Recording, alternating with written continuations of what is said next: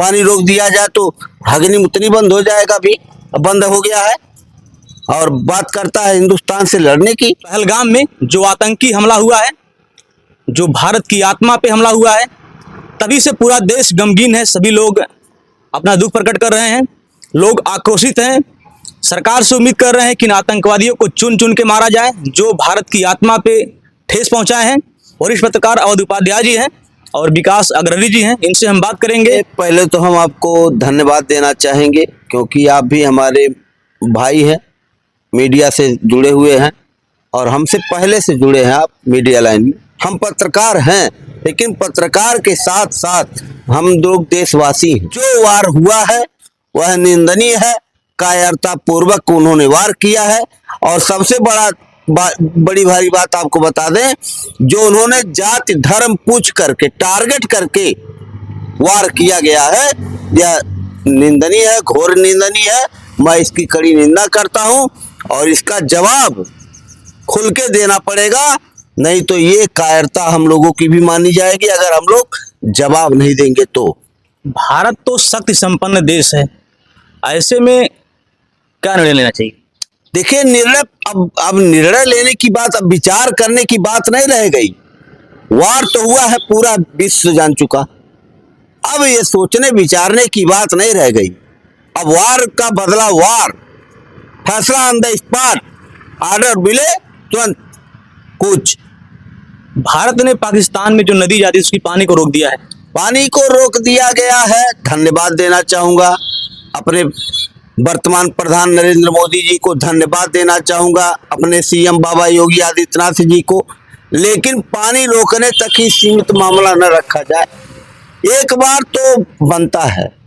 अब हम लोग बहुत सहे, कारगिल युद्ध से लेकर के अभी तक हम लोगों ने जितना सहा है, अभी आप देखे होंगे, हम स्टूडेंट लाइफ में थे, आप भी शायद स्टूडेंट लाइफ में रहे होंगे, जब मुंबई में वो ताजमहल होटल में वार हुआ था, वो उस पर फिल्म भी बनी थी। उस फिल्म को हमने देखा, रोना आ गया था।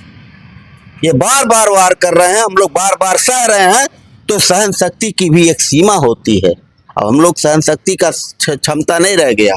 देखा जाए कि अभी जल्दी एक रिसर्च में सामने आया है कि जो पाकिस्तान की बहुत सी महिलाएं हैं वो भारत में रह रही हैं और उनके पति पाकिस्तान में रह रहे हैं। ये क्या षड्यंत्र चल रहा है? देखिए, एक बात बता दें, अभी जो आई हुई है, अभी वो सचिन नामक लड़का ने एक पाकिस्तानी महिला को पत्नी बना करके रखा हुआ है।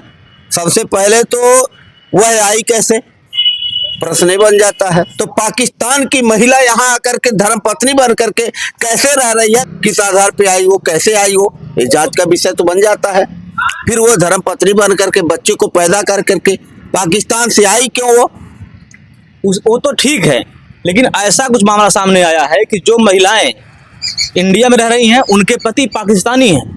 ऐसा जो अभी एक रिसर्च में सामने आया है कि लगभग उन महिलाओं के 25 लाख बच्चे हो चुके हैं। वो महिलाएं नानी दादी बन चुकी है। अब उनके 25 लाख बच्चे इंडिया में रह रहे हैं, उनके पति पाकिस्तान में रह रहे हैं। ये तो बहुत बड़ा षड्यंत्र हो रहा है देश के साथ में। ये षड्यंत्र नहीं है तो क्या है? अब इससे बड़ा क्या प्रमाण रहेगा? इस पर तो सरकार को गौर करना चाहिए। सरकार जब तक नहीं टाइट होगी, सरकार जब तक मजबूत नहीं होगा, सरकार जब तक इस पर निगरानी नहीं करेगा, यही कायरता पूर्वक ये वार करेंगे। पीठ पीछे वार करते हैं, चोरकट है ये, चोरी से वार करते हैं छुप के। अरे दम है तो आ जाए, सामने सामना हो जाए, एक बार आ जाए।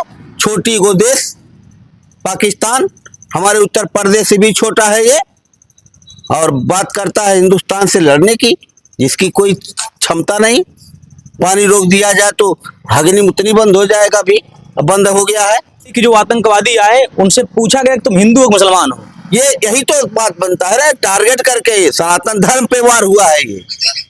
वहां जो पूछ पूछ करके मारे हैं, यही तो सबसे बड़ी भारी बात तो यही है कि पूछ के मारे हैं कि हिंदू हो कि मुस्लिम हो, तो मुस्लिम को छोड़े हैं, हिंदू को मारे हैं। यही सच्चाई है, सनातन धर्म पे वो टोटल वार हुआ है, इसका जवाब देना पड़ेगा। हम बात करेंगे वरिष्ठ पत्रकार विकास अग्रणी जी से। जो घटना पहलगाम में हुई है उस पर क्या कहेंगे आप?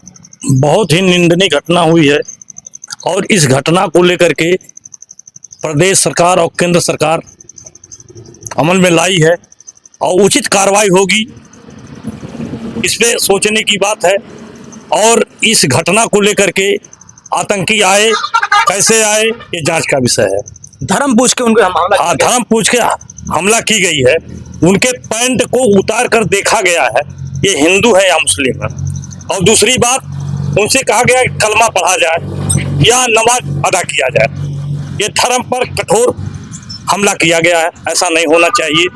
और पाकिस्तान उत्तर प्रदेश हमारे उत्तर प्रदेश के बराबर है, मगर वो आंख मिचौली कर रहा है।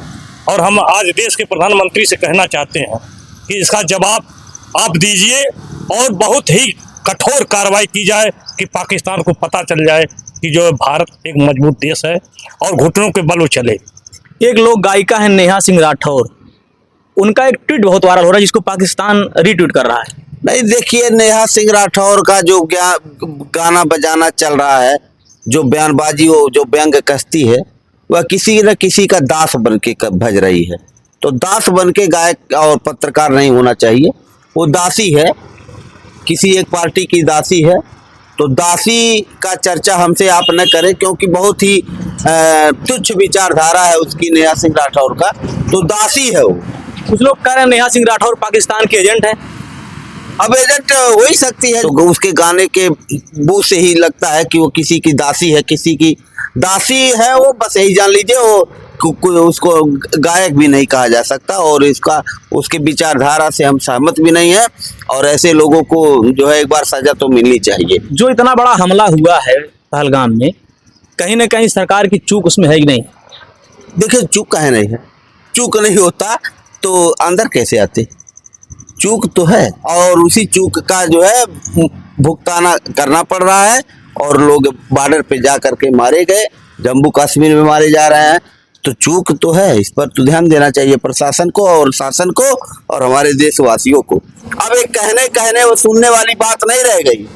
अब फैसला ऑन द स्पॉट, वार का बदला वार, बस और कुछ नहीं।